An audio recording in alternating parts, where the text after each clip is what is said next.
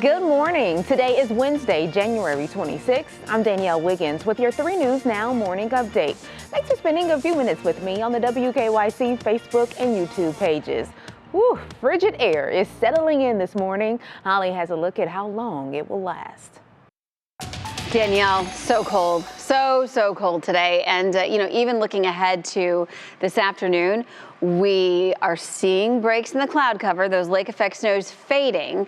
Had some snow earlier, especially in Ashtabula County. But even with that brighter sky into the afternoon hours, we will not make it out of the middle teen range. And for this time of the year, that is well below normal.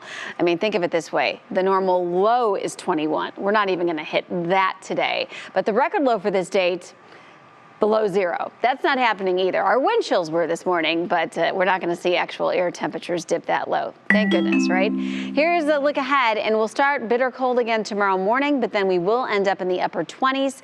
Clouds increase, and we'll have some scattered snows late in the day. Scattered snow Friday, and then behind that front, it does get really cold again for Saturday. But then things starting to look better. This is the last weekend of January. We'll be in the 20s on Sunday, 30s and seasonal on Monday. We'll take that. And how about around 40 by Tuesday? It's going to feel like a party around here. Danielle, back to you. Or feel like summer, Holly. Thank you so much.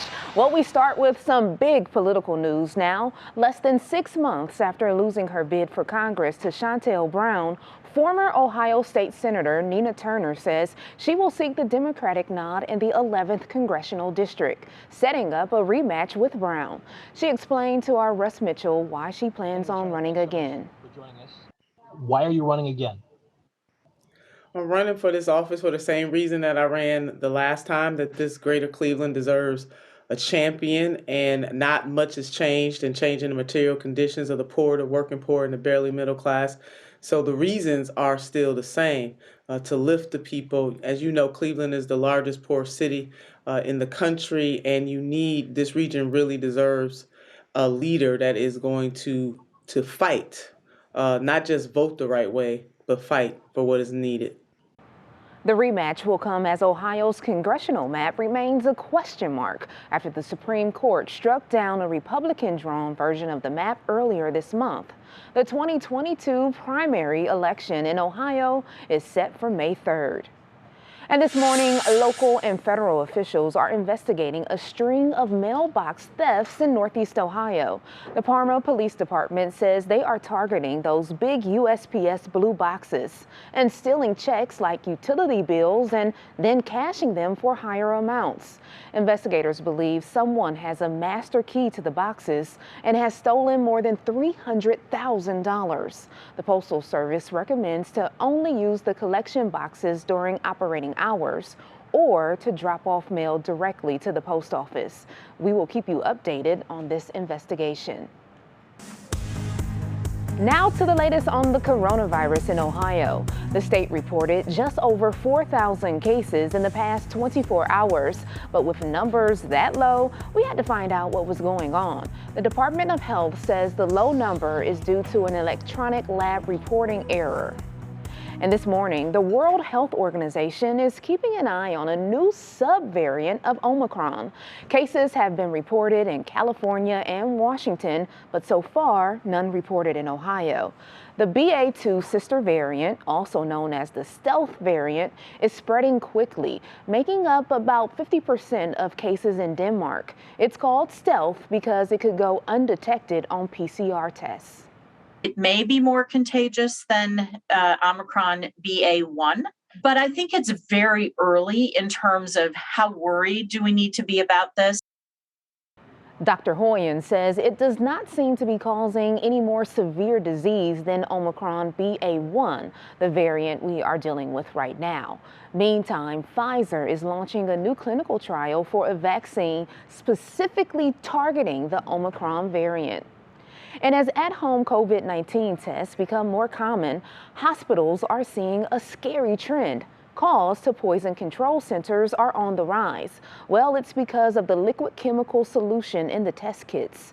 They include a preservative called sodium azide, an ingredient that FDA says is hazardous. There are reports that some children are drinking it. A lot of them involve the little liquid vials. Some of them are droppers or test tubes that contain a liquid chemical. It's an issue with them being mailed to everybody, and there's really no child-proof packaging available for it.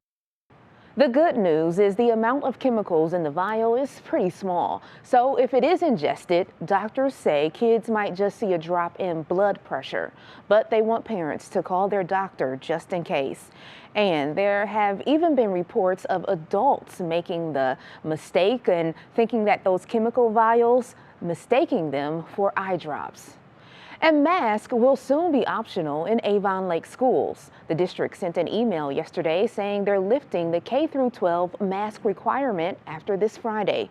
The requirement is still in place on school buses and recommended for students in class and at sporting events. Alrighty, speaking of sporting events, well, we are less than a month away from the NBA All-Star Game right here in Cleveland. And now we're getting a peek at what the team jerseys will likely look like. So, okay, here we go. Pictures of these jerseys have been making the rounds on social media. What do you think of them? Well, yesterday, sportslogos.net confirmed that these are indeed the jerseys that the players will be wearing. And if you're not exactly in love with them, well, you're not alone. The jerseys are getting underwhelming reviews online.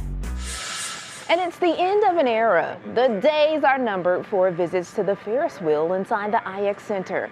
The centerpiece for events there is on its way out.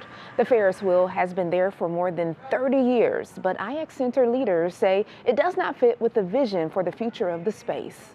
We don't want it to go away. We wish we could keep it inside this building and create more memories. But again, just by right-sizing the space, looking at what is the best use of this space? And unfortunately, that just does not fit within the footprints. But the good news is the Ferris wheel will not be demolished. It will be taken apart and moved to a new location. No word on where its new home will be, but the goal is to have it removed later this year. So let us know in the comments section, where do you think that Ferris wheel should go in Northeast Ohio? Well, thank you for taking time to join me for this 3 News Now morning update. Our digital team will continue to bring you the stories making headlines around Northeast Ohio and beyond. Make sure you continue to check our social media pages and WKYC.com throughout the day. I'm Danielle Wiggins, and I'll see you tomorrow morning on Go starting at 4:30 a.m. Have a great day, everybody.